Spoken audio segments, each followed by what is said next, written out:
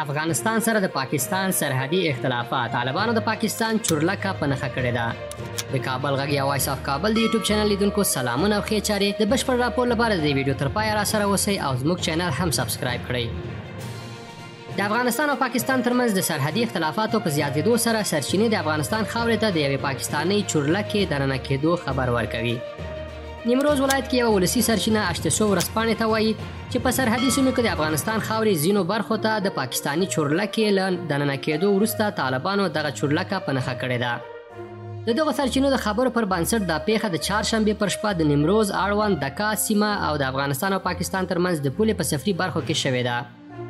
د دغه سرچینې په وینا دکا سیمه له هغو لارو څخه ده چې د هیواد وګړي دغه لارو په قاچاقي توګه پاکستان ته ورځي او له هغه ځایه ایران ته اوړي.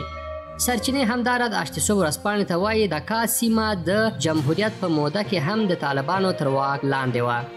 سربیره پر دې چې ځینو رسنیو د دغه هیواد د یو جنرال په ګډون د دوه پوځیانو د ټپي کېدو خبر ورکړی، خو سرچینې وایي چې په ډزو کې هیچا ته زیان نه دی اوښتی.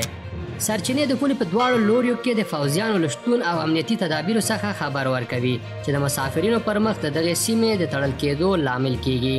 پر افغانستان د طالبانو له واکمنېدو وروسته دا څوم ځل دی چې طالبان د نیمروز او نورو ولایتونو په پولو کې له پاکستاني او ایراني ځواکونو سره نښته کوي. تر دې مخکې د پاکستاني ځواکونو له خوا د اغزن تار غځول هغه لامل و چې له امله یې طالب ځواکونه او پاکستاني پوله ساتي یو له بل سره نښتي دي. ګرانو لیدونکو، له دې چې د دې ویډیو تر پایه را سره وئ مننه کوم.